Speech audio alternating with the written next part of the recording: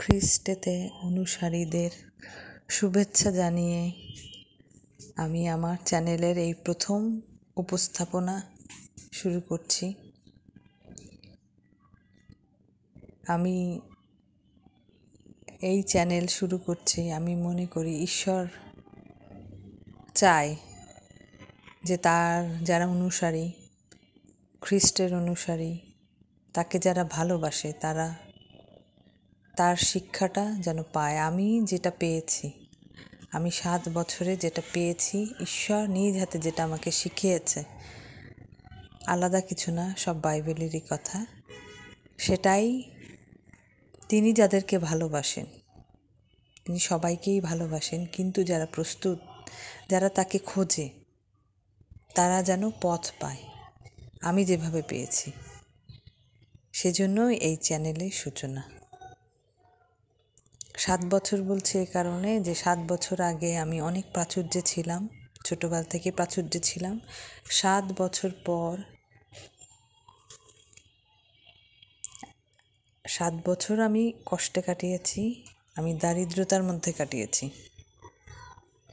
2017 সনে আমার প্রাচুর্য চলে যায় ধীরে ধীরে। 2017 থেকে 2024 আমি অনেক কষ্টের মধ্যে ছিলাম, বিভিন্ন কষ্ট, অর্থনৈতিক কষ্ট, শারীরিক কষ্ট, মানসিক কষ্ট, সম্পর্কে টানাপোড়েন।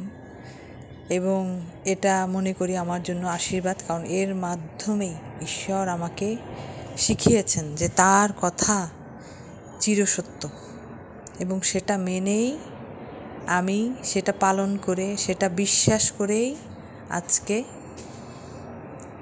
আমি আবার প্রাচুর্যের মুখ দেখছি, প্রতিদিন এগিয়ে যাচ্ছে। 2024 ডিসেম্বর থেকে আমার দারিদ্রতা শেষ, এখন আমি প্রতিদিন আগাচ্ছি। এবং কয়েকদিন আগেই আমি ঈশ্বরের ডাক পেয়েছি যে এই কথাগুলো যেন বলি। সবই বাইবেলের কথা, আমার নিজের কোনো কথা না। কেউ মনে করবেন না যে এগুলি আমার কথা। আমি কেউ না। আপনি বিশ্বাস করবেন যেটা ঈশ্বর আপনাকে শোনাতে চায়, এবং আমি বিশ্বাস করি যার জীবনে এটা দরকার সেই এই কথাগুলো শুনবে, অন্য কেউ শুনবে না। যার দরকার সেই শুনবে। প্রাচুর্যতা মানেই আমরা প্রথমে ভাবি টাকা পয়সার কথা, এটা তো খুবই গুরুত্বপূর্ণ, এবং সাথে সাথে সুস্থ থাকা এবং সুখে থাকা, খুশিতে থাকা, প্রতিদিন খুশিতে থাকা, প্রতিদিন আনন্দে থাকা, মানুষের সাথে মানুষের সুন্দর সম্পর্ক, ভালোবাসার সম্পর্ক। এটা খ্রিস্টেতে না আসলে হবে না। আমি এটা এর জন্য শুধুমাত্র খ্রিস্টে অনুরাগীদের কথাই বলছি, কারণ এটা বাইবেলের কথা, এটা সবার জন্য না। যারা তাকে বিশ্বাস করবে, তারা মানবে, তারাই নতুন জীবন পাবে, অন্য ধর্মের জন্য না, কারণ তারা তো তাকে বিশ্বাস করে না। মুসলিমরাও করে না। মুসলিমরা যেভাবে যিশুকে জানে, আমরা সেভাবে জানি না, আমরা জানি অন্যভাবে। প্রথমত আমরা একটা বিশ্বাস আপনার মধ্যে আনতে হবে যে ঈশ্বর আপনাকে প্রচণ্ড ভালোবাসে, যিশু ভালোবাসে। এটা আপনাকে বিশ্বাস করতেই হবে। এটা বিশ্বাস না করলে আপনি এই অবস্থা থেকে বের হতে পারবেন না। এবং সে ভালোবাসে বলেই এই খারাপ সময়ের সূচনা, কারণ এর মাধ্যমেই আপনি পাবেন। তার উপর বিশ্বাস রাখতে হবে, এবং বিশ্বাস রাখার একটাই সব সময় ভাবতে হবে যে এটার কোনো কারণ আছে। নিজেকে পরিবর্তন করতে হবে, মানুষকে দোষ দেওয়া না, ঈশ্বরকে দোষ দেওয়া না, ঈশ্বরকে বারবার প্রশ্ন করা না যে আমি তো এটা করেছি, ওটা করেছি, আমি তো অনেক ভালো, তাহলে আমার কেন এমন হলো, এই প্রশ্ন না। এই প্রশ্ন আমিও করেছি, সবাই করে, কিন্তু এটা ভুল প্রশ্ন। পৃথিবীতে আপনার যারা বাবা মা, আমাদের যারা বাবা মা, তারা তো পৃথিবীর মতোই চিন্তা করে। তারা অনেক সময় ভালো চিন্তা করে, খারাপও করে, কিন্তু আমাদের যে সৃষ্টিকর্তা ঈশ্বর, সে একটা খারাপও চিন্তা করে না। সে যা করে সব আপনার মঙ্গলের জন্য। এইটা আপনার বিশ্বাস করতে হবে মনে প্রাণে, এইটা প্রথম। তারপরে টাকা পয়সা খারাপ না, এইটাও আপনাকে বিশ্বাস করতে হবে। আপনি প্রতিদিন টাকার কথা চিন্তা করবেন একদিকে, আর একদিকে বলবেন না টাকা তো কিছু না, টাকাই সুখ দেয় না, তাহলে হবে না। আপনাকে মানতে হবে যে টাকাও আশীর্বাদ। টাকা মানুষের খারাপ করে না। যার ভিতরে খারাপ সে টাকা পেলে খারাপ করবে, যার ভিতরে ভালো সে ভালো করবে। অনেক পৃথিবীতে কোটি কোটি লোক আছে, কোটিপতি, অনেক ধনী, এবং তারা মানুষের জন্য অনেক ভালো ভালো কাজ করে, তারা কিন্তু খারাপ কাজ করে না। আমরা খারাপদের কথাগুলাই বেশি বলি, যে টাকা হবার পর সে এইটা করেছে ওইটা করেছে। তাহলে আপনাকে এইটা প্রথমে বন্ধ করতে হবে। কি বন্ধ করতে হবে?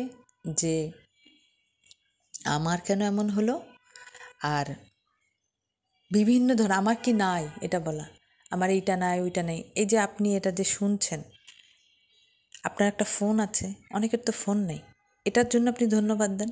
প্রথম থেকে শুরু করেন, প্রতিদিন 10টা আশীর্বাদ লেখেন, যে আমার এটা আছে, ঈশ্বর তোমাকে ধন্যবাদ, এটা আছে, আমি আশীর্বাদ পাচ্ছি, এইটা আছে, এর জন্য 10টা লেখেন, প্রতিদিন 10টা লেখেন। যদি না পান, যে এত কষ্টে আছি, না পান, বলেন যে আমি শ্বাস নিতে পারি, এর জন্য ধন্যবাদ, আমি হাঁটতে পারি, এর জন্য ধন্যবাদ, আমি কথা বলতে পারি, আমি চিন্তা করতে পারি।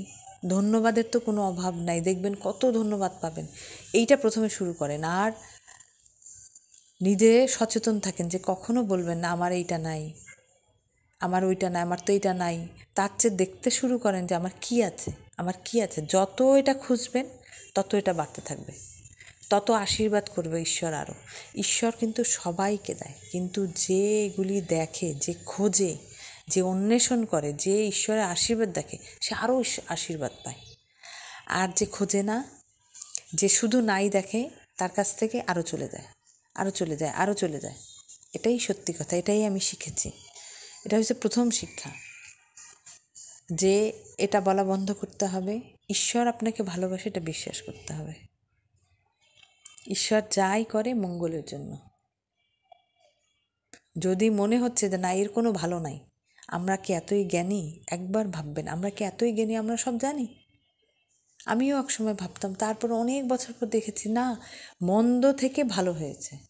আমার মন্দ থেকে আমি অনেক ভালো জিনিস দেখেছি। মনে হয়েছে সেই অবস্থায় যেটা তো খারাপ, এটার কোনো ভালো নেই, কিন্তু 6 মাস, 1 বছর, 2 বছর, 5 বছর পর দেখলাম যে না, ওটা হয়েছিল বলেই ভালোটা ঘটেছে, না হলে ঘটতো না। তো এই কারণে ঈশ্বরের উপর বিশ্বাস রেখে সবসময় বলবেন যে আমার এত জ্ঞান নাই ঈশ্বর, আমার এত জ্ঞান নাই, তোমার জ্ঞান আছে, তুমি যখন দিয়েছ এটা আমার ভালোর জন্য। এটা প্রতিদিন যখনই খারাপ চিন্তা আসবে, প্রতিদিন নিজেকে বলবেন, প্রার্থনায় বলবেন, সারাদিন বলবেন, যখনই সময় পাবেন। আর নিজের চারপাশে লিখবেন 10টা, আর নিজের চারপাশে ভালো ভালো জিনিস খোঁজার চেষ্টা করবেন, যে আপনার জীবনে কত কত ভালো আসছে। দেখবেন যে যত মন ভালো আপনি আরও পাবেন।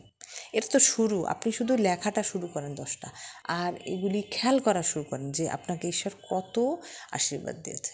আমি এরপরে আরও এরকম তৈরি করব ভিডিও। আমি নিজেকে দেখাতে চাই না, কারণ আমি কেউ না, আমি জানি ঈশ্বর আমাকে শিখিয়েছে এবং ঈশ্বর চায়, সেই কারণে আমি ভিডিও বানাবো। কিন্তু আমার কোনো পরিচয় কিছু আমি জানাবো না। এবং আপনারা ঈশ্বরের কথা মনে করে এটা যে পালন করবে সেই সুন্দর জীবন পাবে, এটাই কথা। আমার কারোকে কিছু জোর করার নাই, এটা আপনার ইচ্ছা। আপনি নিজে পালন করে দেখবেন যে আপনার ভালো হয় কি না হয়, কারণ আমার হয়েছে, আমি জানি আরও মানুষের হবে। আমি পরে আরও ভিডিও করব। আজকে এই পর্যন্ত, ধন্যবাদ।